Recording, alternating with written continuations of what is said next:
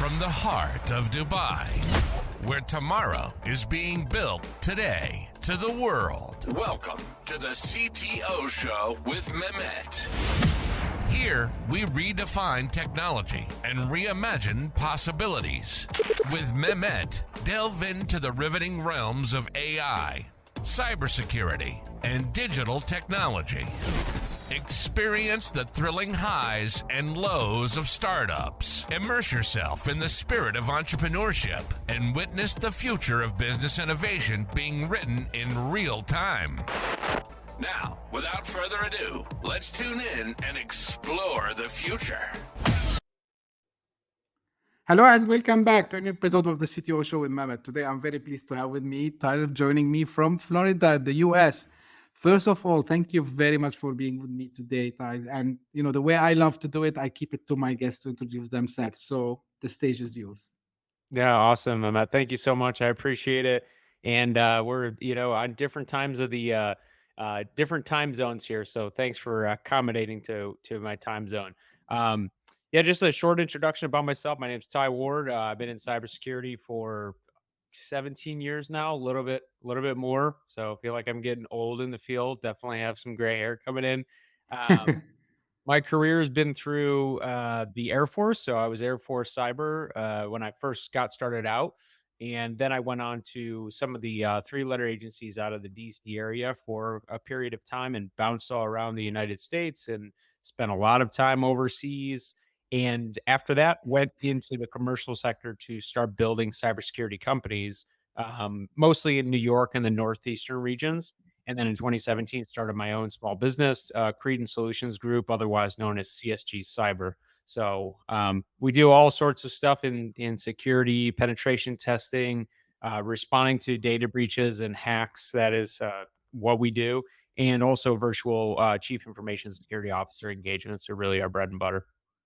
Great. Thank you again for being on the show today, Ty. Now, maybe it's a little bit traditional question, but what attracted you to cybersecurity? Yeah, so this is actually a funny story, and I, looking back on it, and there's like pivotal moments in your career or in your life that send you into a certain direction, and I believe in that. I believe that things happen in life that send you into a certain way. So I've always wanted, since I was a little kid, and I think some little kids have this inclination to want to protect, to want to protect something else of value for somebody else. So I had that. However, what had happened was when I was 17 years old, I was in my senior year of high school, and I worked the whole summer with my parents in their asphalt business.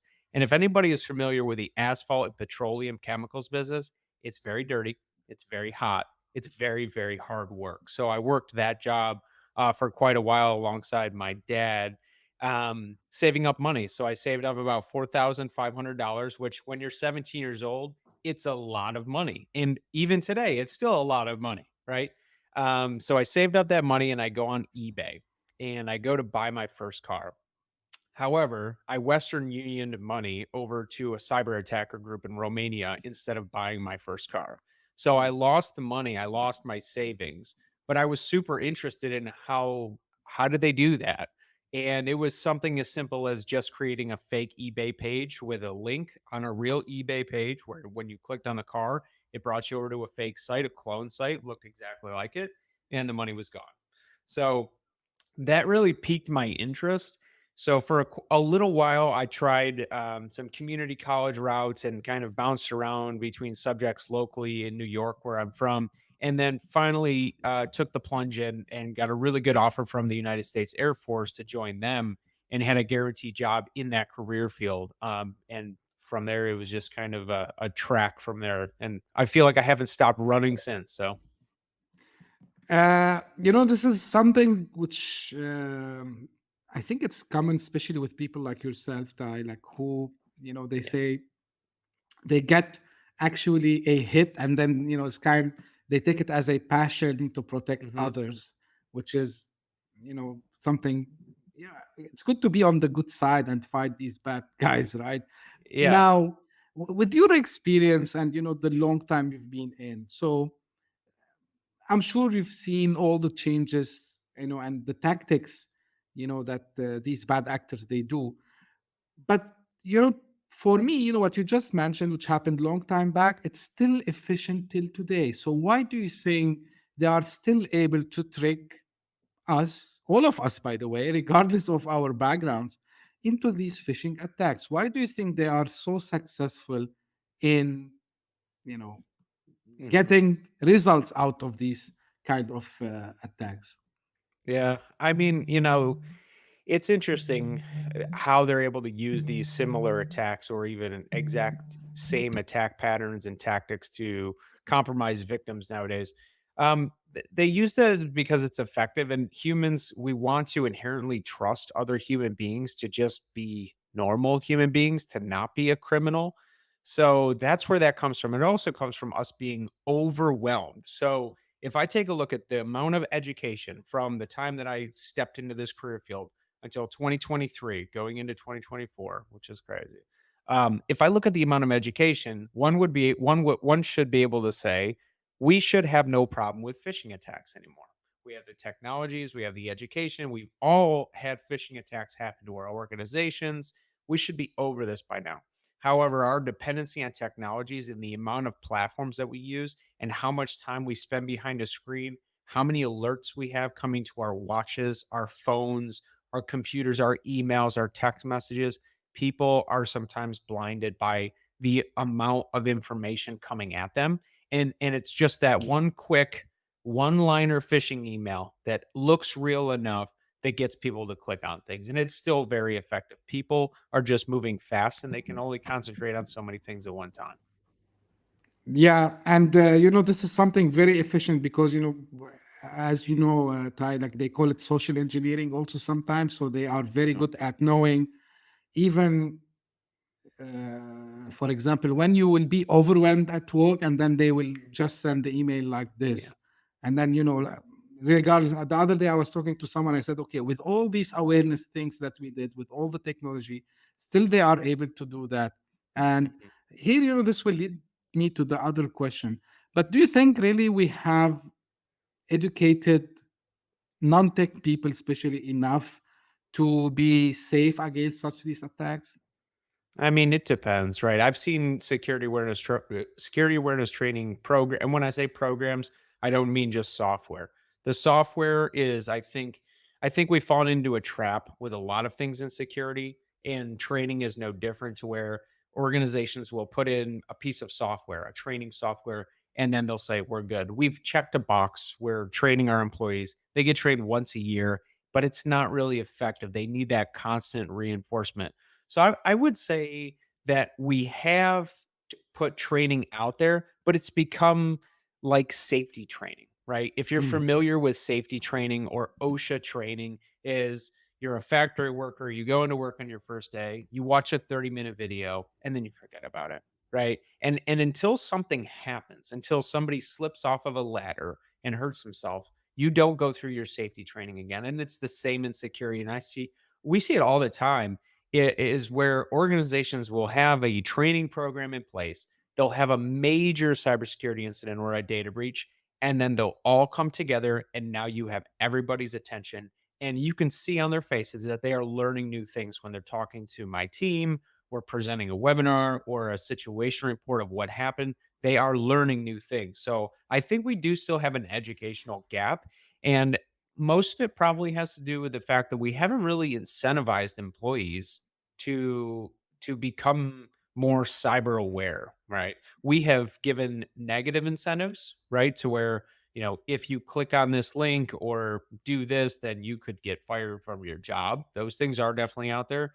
Incentives as far as somebody reporting a cyber attack or helping to thwart a cyber attack, those are very rare, right? Those are very rare. And some organizations do have rewards programs that are set up to where normal employees who are going about their day to day work, those who do not work in cyber, if they recognize something suspicious, they report it, they get some kind of a reward for it. And I think those programs are really nice. If a business can do that, financially, then they should definitely consider something like that because it is effective. It's a cool idea, I believe, because this is will push. As you said, because I always give the example of you gave a safety training, which is the safety instructions on anything, even in the planes sometimes, like when they tell the people you should rate the safety, instructions on every plane, and no one actually look at that. So it's something very similar, I believe, in cybersecurity. But when you do the incentive part, I believe at least someone would take action, and they would at least educate themselves about it. Now, I've seen, you have done a lot of work regarding something which is underrated, in my opinion, insider threats, right? Yeah. And corporate spies. So Mm. how common are insider threats, in attacks usually, and what are their typical characteristics? Yeah, so insider threats are a very interesting category, right? They can span from um, you know, long-term employees who become disgruntled one day and they're preparing to exit the company. They can include employees who know a company may be going through financial hardship. And, let's say a company is on a downslide and they're preparing their own parachute for when they leave. They're, taking customer information with them. They're preparing to go to a competitor and bring some information over. Or there are legitimate corporate spies who they were hired and they were already a spy, right? They already knew they wanted to be part of this company. They made it through interviews. They had a good resume. They had good references and they passed the background checks. Like those are the ones that are, I think, more difficult to catch in some cases. Now, the characteristics of them are usually the same. They're usually the same. It's I always tell organizations that if you have a lot of people, these kinds of things can be difficult for one central, kind of security department to manage and provide oversight with. So your staff should be aware of key indicators like requesting access, elevated access to things that they really don't need access to. And you should have a way to look back in time to see what it was that those employees or those consultants were doing on your network, downloading data, things like that. So, how common are they? I would say not very common that they are caught. How common are they Mhm. to be within organizations? I think fairly common. I think most organizations have at least a few people who hold grudges. And sometimes that's normal. And we have to do our best to, one as company owners curb that behavior is to address it. Like, why are you angry with the company? Let's figure it out together so that we don't make a mess. And also have a way to track and report on those things. But those are interesting cases that we do because they are so sensitive, right? They involve sometimes they involve somebody who's been at the company for 20 years, right? Yeah. So those are very difficult situations to have with employees, and there's a lot of emotion behind them. So those are always very difficult situations rather than dealing with, an outside attacker that the organization doesn't know. This is somebody who, the boss is going to lunch with, and when they come back, they're doing things that they shouldn't be doing. So And I think they can do more damage, right, Ty? oh yeah, they can. They can stay under the radar for a very long time. Point in case we are one of our more recent ones here. We dealt with an IT manager who was an insider threat, and that's Mm. very dangerous because they have essentially the access that they need. They have access to everything, and they were a threat observably for 2 to 3 years. It was quite a while. Reading Wow. the owner's emails, reading their private conversations, saving their private conversations, all sorts of different stuff that they should not have been into. And but they can remain under the radar for a long time. They are very difficult to detect. Now, I will say that spies, professional spies, they're different. They are different. I will say that they are most of the time, I won't say masters in their trade craft, but they're good at what they do. They they were good enough to walk through the front door of a building, to get the job, to pass through HR, to pass all the checks, to make friends with their coworkers. They were good enough to do all of these things. So they are also very difficult to detect. And they have a plan in place usually when they go in, and they have some form of cyber knowledge as well. Um, we've seen a pretty big increase in those corporate espionage cases because of remote work.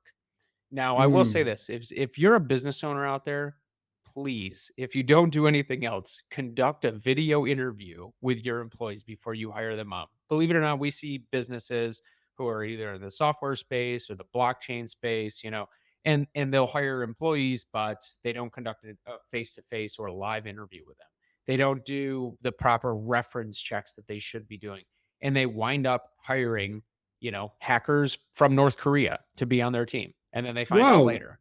But yeah, I mean, these people, they're out there. They're definitely out there, and they're looking for companies that are in specific sectors, particularly the financial sector. They look for companies that are in there. But there are corporate spies out there. They're good at what they do. They speak perfect English. Like, it's very difficult to tell unless you do a face to face interview with somebody and you can really start to get to know them. Right?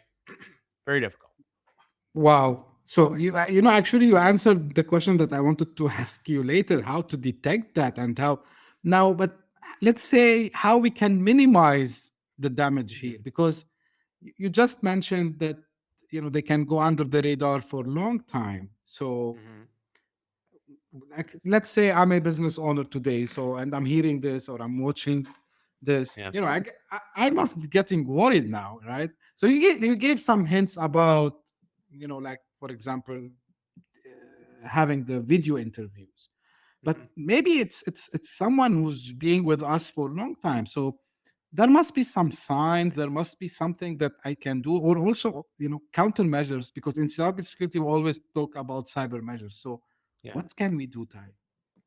Yeah, there are things you can do, and it's interesting because Robert Hansen, the famous United States spy who was working for the United States government, he was with the FBI, I think it was the FBI or CIA, and for 20 years he was spying for the Russians, and he was also in charge of the department that spied on the Russians, right? So he was spying for the Russians and he was spying against the Russians, and that was a really interesting situation. But I think a lot of parallels to this trust that we have in everybody, and we want to trust people, and we have to trust people. Our coworkers are our friends, right? At the end of the day, they are working with us, so there has to be a level of trust, and there's always that boundary. And we work with business owners who are very suspicious of their employees, and it can create a bit of a toxic work environment for people. So you have to be very careful with this situation of not pointing a finger at your employees, obviously, until you have dead to rights proof of something happening, but also having the capability to monitor what is going on within your organization. Now, the first thing I always say, find where the most valuable information for your business lives. Find it. If that's in the cloud, if that's in Microsoft 365 or in SharePoint, or it's on server somewhere, find out where that information sits. Where does that information sit? And then determine who has access to that information. That may take your pool of, if you're running a 500-person company, it may take your pool from 500 people down to 20 people. Now you have a pool of 20 people that have access to the most sensitive information that your business has or your organization has, and you can start to monitor the activities around that data or around those systems or around those personnel. Right? If you have 20 people, it's obviously a much better window than looking at your whole company. But it all starts with a data inventory. And this is tough because sometimes, if you're a business owner, you look out to your business and you say, well, that data is important, that data is important, that stuff's important too. This is my financial data, and this is, our customer information and our proprietary software. It all depends. But I always say is look through the lens of, if all of this data went away today in like a ransomware attack or a data destruction attack, if all of it went away today, what would be the one data type that you would need to get tomorrow to start your business up again? That's really your important data. That's where the value is. So data inventory, very important.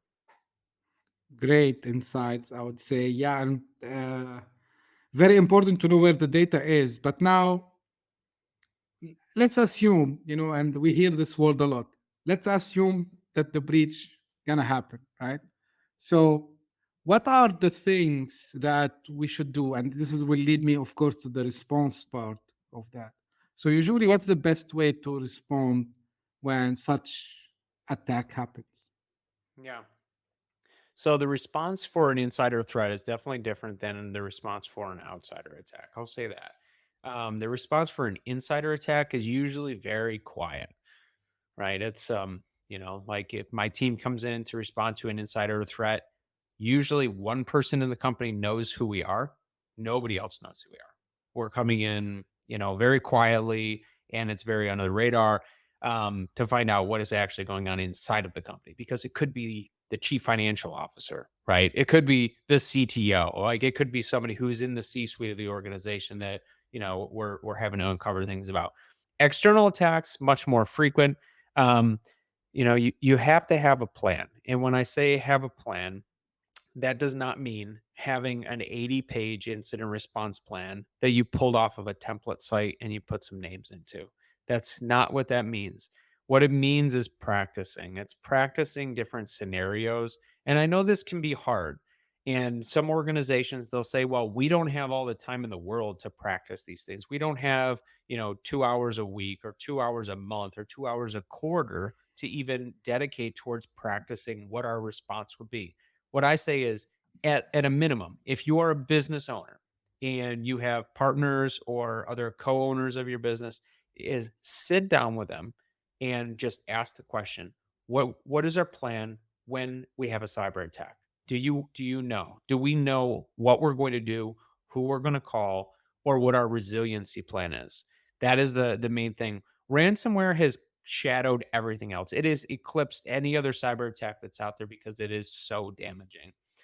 There are new tactics in ransomware now to where they will delete your data. Different types of things that are happening out there. So I say that you need to have reliable backups of your data. You have to have copies of your data so that you can pull back from an attack as well. But I digress. It all starts with having a plan. Have a plan that is actionable so that when something happens, you're not asking for the first time, what do we do and who do we call? We've been in cases before to where an organization is hit with a cyber attack and it took them 4 days to even get a hold of a cybersecurity company who would take their case, right? It happens on a Friday afternoon, usually, and they try calling everyone, and everybody in the cyber industry is now like, hey, we'll deal with it on Monday. You're not the first one. This isn't anything special. We know we're going to make money, but we'll be there on Monday.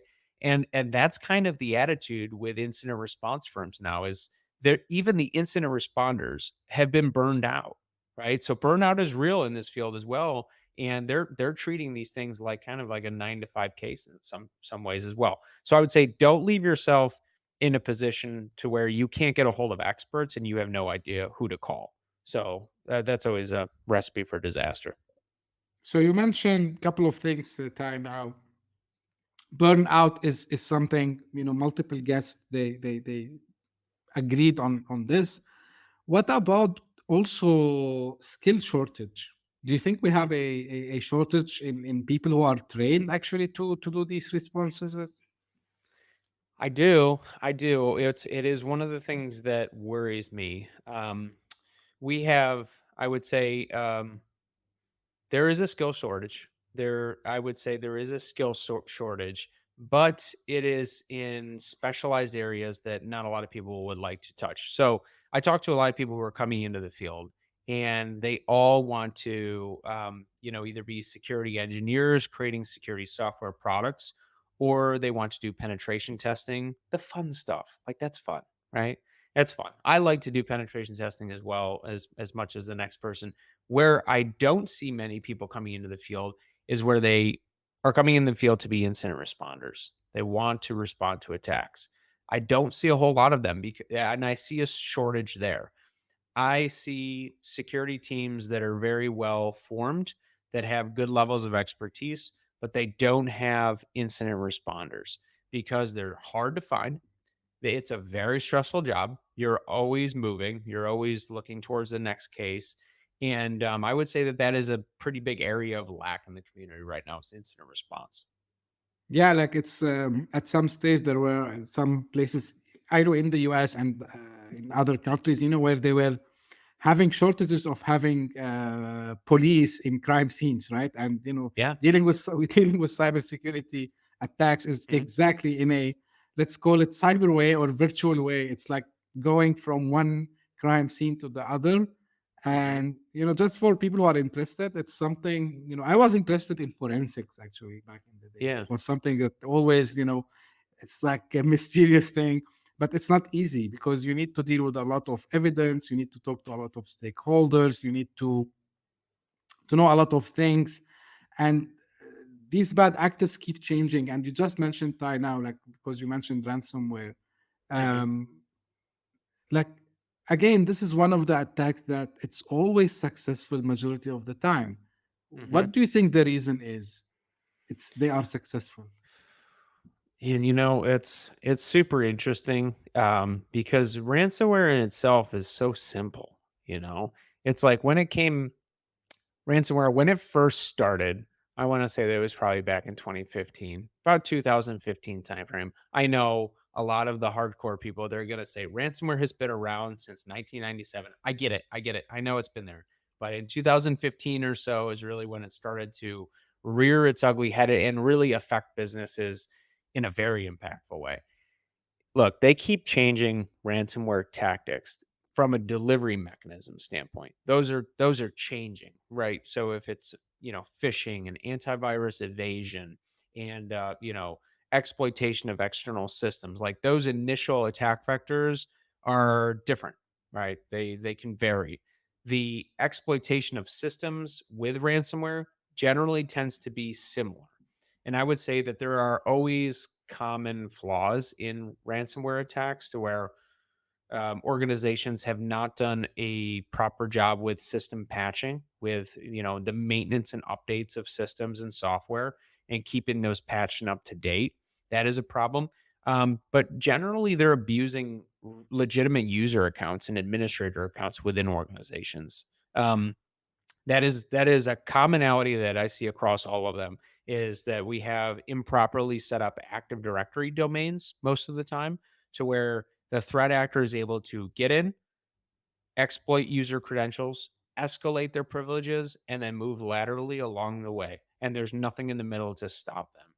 So that would be one of the most common things that I do see in ransomware attacks are improperly set up Active Directory networks and lack of patching of systems. That is definitely a problem. Now, I will say that new strains of ransomware that are out there, they are very crafty. They worm around networks by themselves. They have auto detonation packages to where if certain technologies are found within the organization. So let's say, a piece of advanced malware, a piece of advanced ransomware delivery mechanism, worm type, is moving around a network, and it runs into an EDR product, right? It runs into an EDR product. If it recognizes that EDR product, it will self destruct. It will delete itself from the system and remove its tracks, kind of before it trips it. So it'll check things out before it trips it. So some of the stuff out there is becoming very advanced because nation states are putting money behind this now. Organized criminals are putting money behind this now. So you have a huge influx of money from questionable organizations and criminal organizations that are now flowing to the software development of malware. That's something that we haven't really seen a whole lot of until I would say the last 3 or 4 years.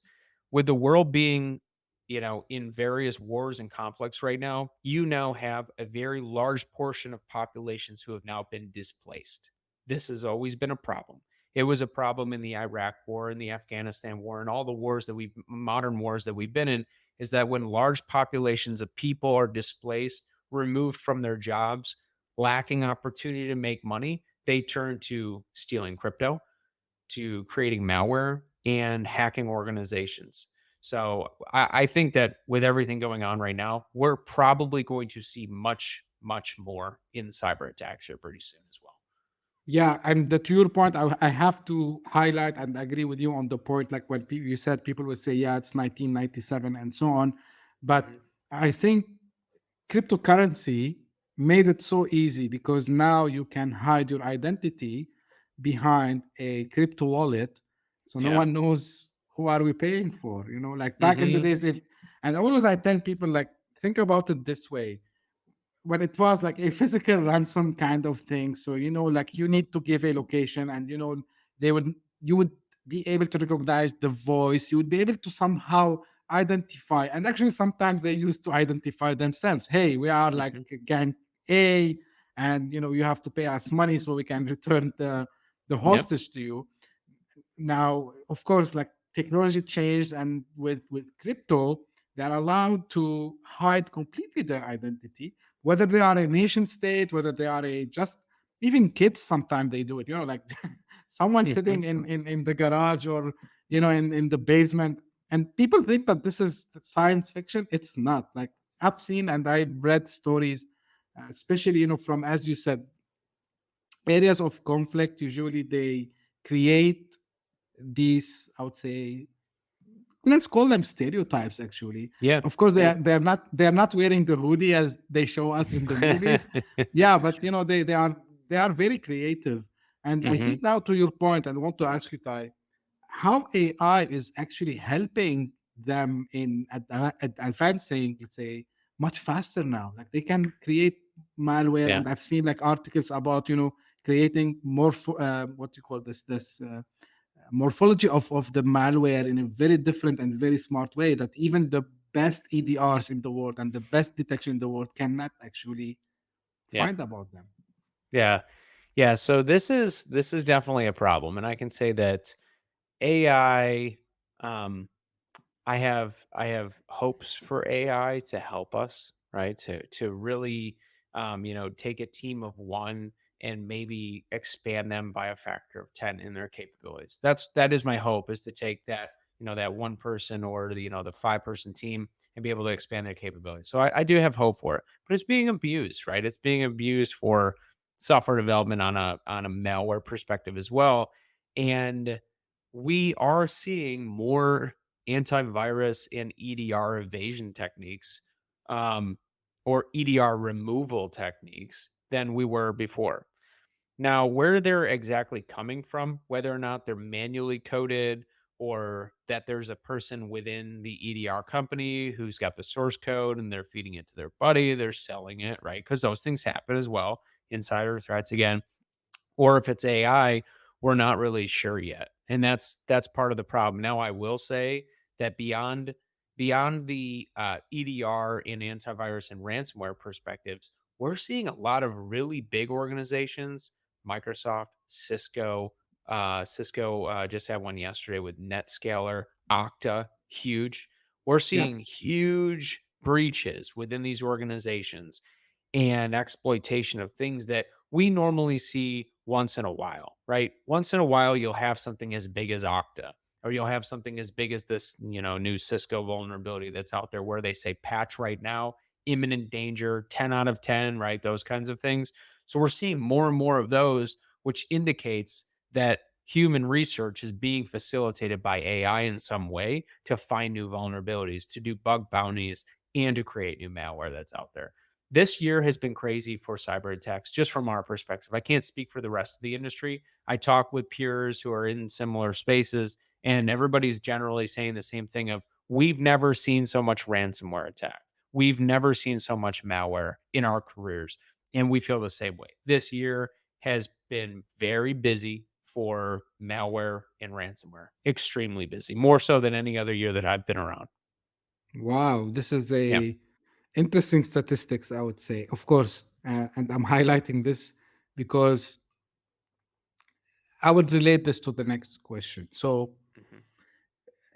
there is a belief, and sorry for repeating myself, but I do this on purpose. People that buy this type, they know that I like to repeat stuff just to get it, you know, make sure that Mhm. I deliver the message.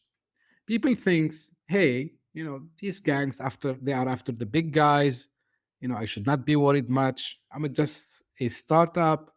I'm just starting now. I don't have much to worry about. Or I'm a small business owner. You know what? Why someone would come actually try to steal from me something, or even encrypt my data? They better go after, the big supermarket chains, the big banks. the money is there. Like I hear this. Now, I know, Ty, you deal a lot with startups and small businesses. Want to from you to highlight why it's important, even if you are a startup or a small business. Yeah. So what I can say about that is that cyber attackers, I won't say that they don't care, because they do care. I've actually had a conversation with cyber attackers that have given the money back. So they're people. At the end of the day, they are people. And that is rare. Don't get me wrong. That's very rare to see. Now, cyber attackers will attack individuals. So we've had calls, and we don't work with individuals. That's another area. But we had a call from an elderly lady that had her entire life savings stolen from her, right? Mm. All of her savings, everything that she had worked for. Not sure if she got it back, but cyber attackers will go down to the individual level and to the small business and startup level, because they understand that you don't have as many protections in place that big organizations do.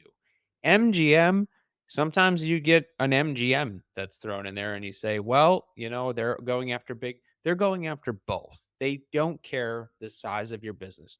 They just have different protocols to follow if they're hitting a 5-10 person startup versus MGM, right? But essentially, it's all the same. They're using similar tactics to make their way in through social engineering and phishing. Phishing is a huge problem. That's a very large problem, and it's what gets most businesses.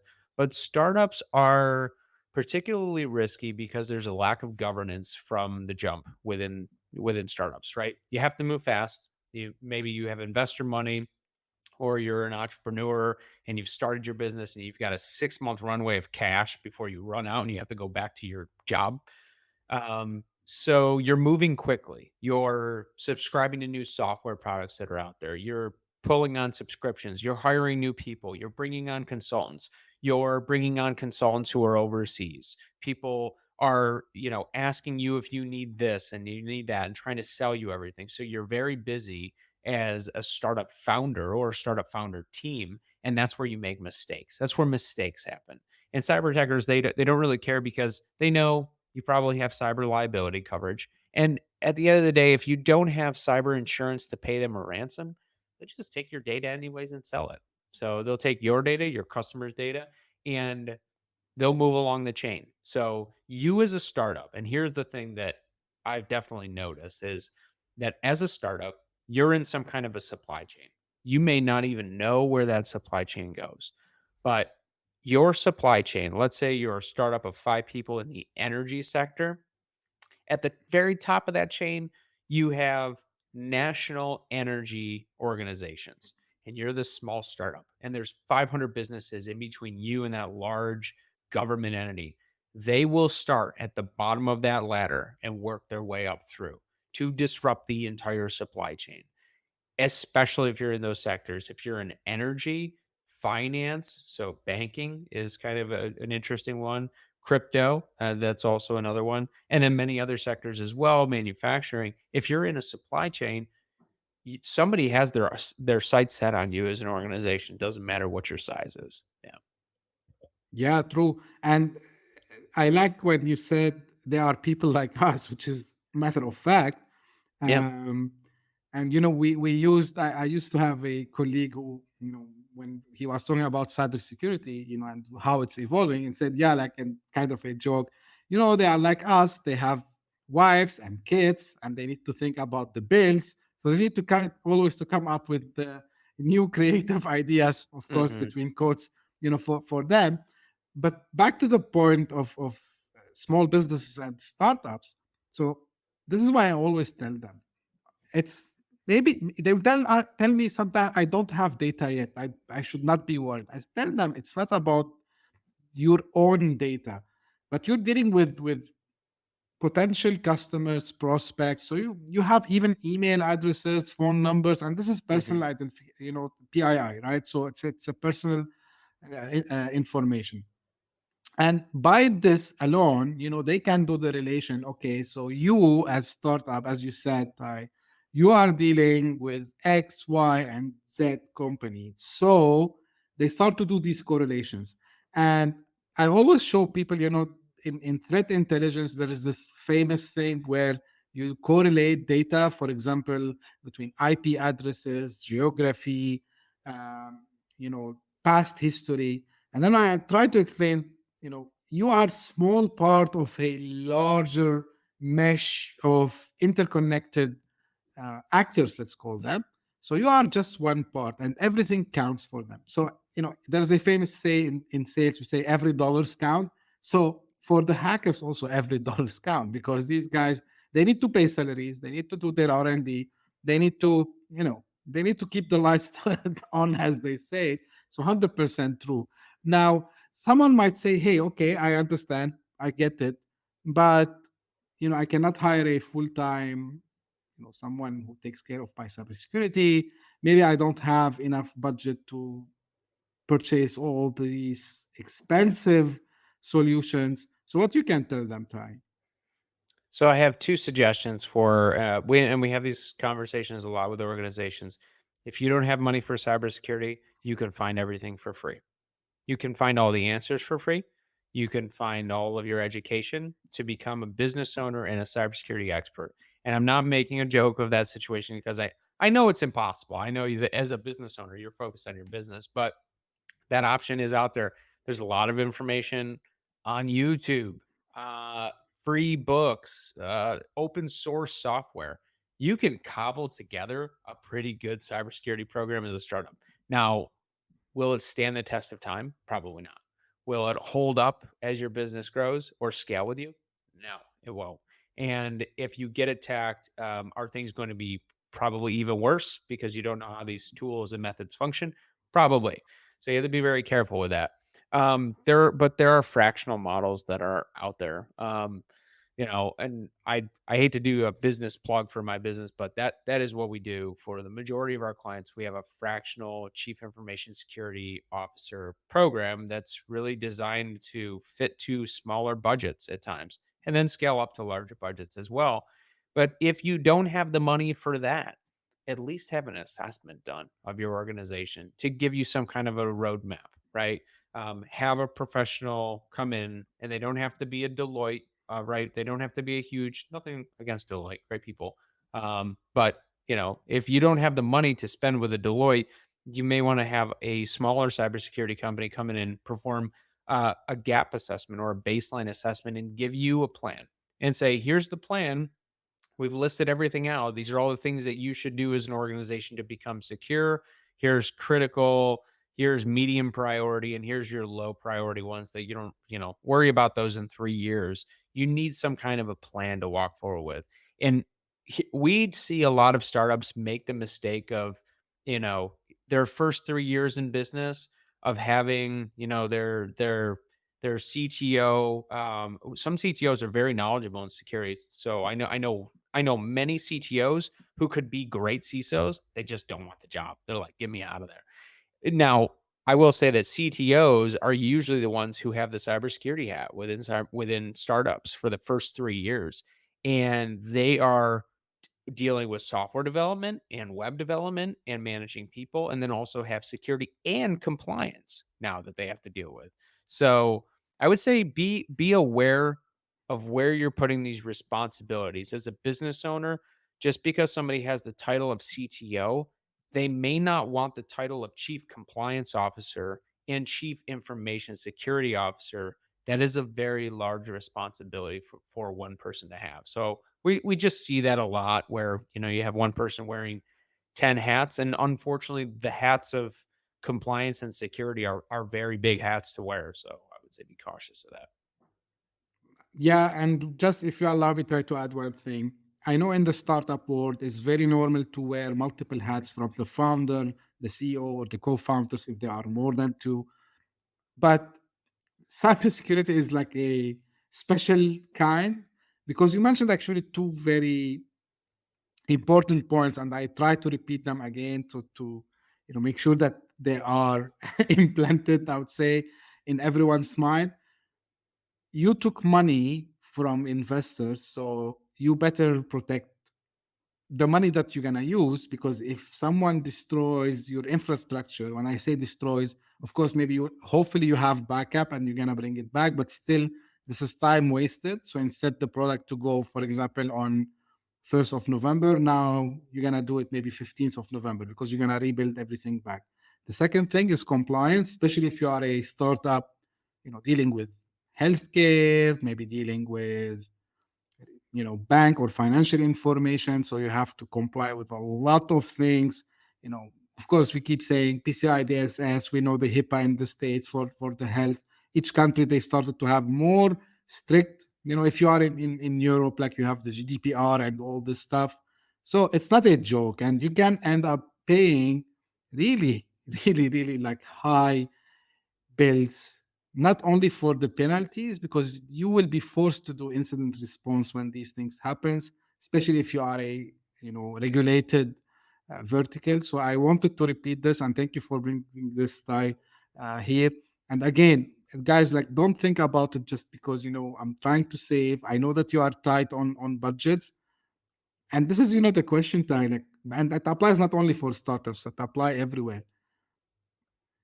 It is hard to justify investment for cybersecurity usually, but Mhm. I'm sure there are ways where they can put something where they can justify. So what are the best practices you would give to someone who are going to seek or to justify funding for a cybersecurity, whether service like the ones you offer, for example, the virtual CISO service, or just for buying a product? Yeah.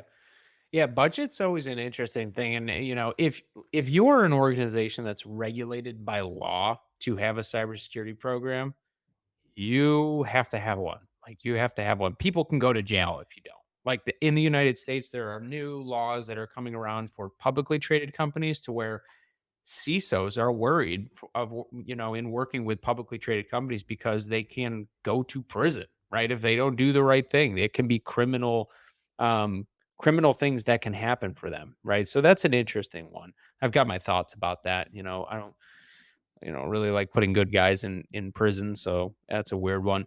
But budget always comes down to risk, and you have to talk money with business owners. And if this situation does happen, what is the financial risk to the organization? If we're hit with a cyber attack today, do we have recourse? So you can lean in on cyber insurance policies. So your insurance policy likely has some kind of a rider or clause, or even if you have a set aside cyber insurance policy, it should list out all of the things that you should be doing as an organization to be reimbursed in the event of a cyber attack. And so I can tell you what happens when an organization is hit with a cyber attack and they have a cyber insurance policy. The first thing that the cyber insurance company does, if you report it to them, is they bring in their own people. They bring in their Mhm. own incident responders, forensic people, and their only job is to not pay you. Hmm. That's their job. Their job is to find ways to really not pay you your money back and your reimbursement. And that's the position that we're in with a lot of startups is we're creating this program to where at the end of the day, when something happens, the cyber insurance company, they can put their incident responders in play and they will see all of the good work that's been done. So even if something happens, we will have this mountain of due diligence that everybody performed, everybody was on board, all the right things were done, but the bad guys got it right once. And the cyber insurance companies pay out when they see that kind of stuff. Now, if you sign on the dotted line and check the boxes on your cyber liability policy, but you're not really doing anything and you don't have any idea what's going on, don't activate that policy. Don't bother activating it when you have an incident because they will pick through that and they'll likely find that you weren't implementing these things. So I bring these things back from a startup perspective because that's usually the question is how do we lessen the damage when we do have a cyber attack? And it's always based on that cyber liability policy. If you don't have a cyber liability policy and you're regulated by healthcare or some other regulation, then that track is pretty easy to justify from a budget perspective. Like HIPAA. If you have HIPAA data, you have to have a cybersecurity posture and a program in place. So those conversations are generally pretty easy for us to have. Yeah, good one. And like again, to the point of the cyber insurance and how these guys they act. It's similar to a normal insurance policy. So especially for example, if you do like third liability only insurance for your car, so they would try to say, hey, like you hit them, they didn't hit you, right? So and you will get these reports back and forth, and the same thing will happen in cyber space. Yeah, so absolutely. Uh, Ty, like we I think we covered a lot, but was there anything that we missed or skipped that we should spoke about? I mean, there's always so much going on in this field that it's hard to keep up on, like everything that's going on. I will say, as I reiterated before, that we're we're seeing more attacks than we've ever seen before. More desperate people doing desperate things, and obviously with growing global conflict, protect your business. You have to protect your business, and you still have to maintain that balance as well. So find that fine line between those of not closing the gates, completely walling off your business from the outside world, or even ostracizing your employees against your business, because that can happen if you're not careful. Hmm. But also protecting yourself from the imminent danger that is out there. And we're just seeing this growing so much. And it has to do with everything going on in the world. So I would say organizations have to protect themselves and also have fun with their business while they're doing it. So it always feels like doom and gloom when I talk because of my field. It's like crime. We're talking about crime all the time. However, we have so many success stories too, which you don't hear about those. You know what I mean? You don't hear about the businesses that we've worked with for 5 years who have never had a security incident. Knock on wood, right? Well, you don't hear about those things because they're not exciting. They're not awarded those accolades, but we award them those accolades. We give them kudos on those notes as well because those are huge. Those are huge. And if you can go that amount of time without having a cyber incident, you are now in a very small pool of businesses and organizations that have defended themselves. So I think that's something that, as an organization, you have to give yourself a pat on the back. And if there's business owners who are listening and you have a cybersecurity team in place and you have a bunch of employees and you have not had a cybersecurity incident in 3-4 years, your team is the reason for that. So please give them a pat on the back because nobody else is. It can be a thankless job when everything's quiet and there's nothing going on. That's where we win. That's where we're winning. But the bad guys, they only need to get it right once. We have to get it right 100% of the time. So 100%, I agree with you, Ty, on this. And yes, please, please, please, like give these kudos to to to the everyone, in whether IT department, whether you are dealing with a cybersecurity consultancy company, because if one every night, I would say, you're sleeping without having even the smallest incident. So this is because the proper measures were in place. It's not because the hackers didn't decide to come to you. Like 100% on this. And again, maybe I'm repeating again and again and again. Startups, small businesses, you are very important part of every economy. Like I did every single study to see how much startups and small businesses contribute to each economy. Of course, like the numbers might shift little bit by 2 or 3 points up or down, but usually, you know, you are doing most of the heavy lifting. I would say maybe you don't know it because you say, hey, just I'm a small business. I'm less than, let's say, $10 million per year revenue, so I'm not that big, company. I'm not like the other guys who are doing billions. That's true, but you are very important part of the whole ecosystem, and this is why it is important to protect yourself, because if you are protected, the economy is protected and everyone else is protected, so we don't have job loss.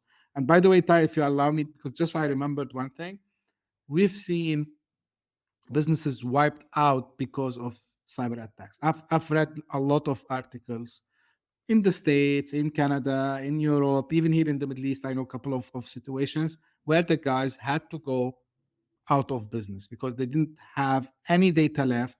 They lost everything. So this is very, very important. Yeah. I really enjoyed the discussion, Ty, with you today. It's like very nice, and I think we should do this again. So thank you very much for your time. I know that you have a very busy day ahead of you today. Where people can find more about yourself and your company? Yeah. So I'm on LinkedIn. I'm not sure if there's a way that I can I will, share I, my. I will put in the show notes all the links. Don't worry. Okay, perfect. Yep. I'm on LinkedIn. CSGcyber.com is our website. So those are the two places really where you can find myself and my organization. And yeah, Mehmet, it's been a lot of fun. I love talking about this stuff. It is very exciting. And I don't see it slowing down anytime soon. So I'm sure we'll have a lot more to talk about. Yeah, sure. And hope to have you again as a guest very, very soon, Ty. Thank you very much for joining today. And here's the way I close every episode. I hope you find this useful. If you are a first time listener or viewer watching us today, thank you again. And I hope you enjoyed the content. We're trying to bring everything related to technology, of course, cybersecurity, startups. And if you are interested also to be a guest on the show, don't hesitate. Like actually, Ty mentioned at the beginning of the episode, like we are in different time zones, but it doesn't make a problem. I can afford any time zone you are in. So please reach out if you have something interesting to talk about. And until we meet next time, thank you. Bye bye. Thank you. Hit that subscribe button, share the show with your tech-savvy friends and fellow entrepreneurs, and leave us a review on your favorite podcast app. Your support means the world to us.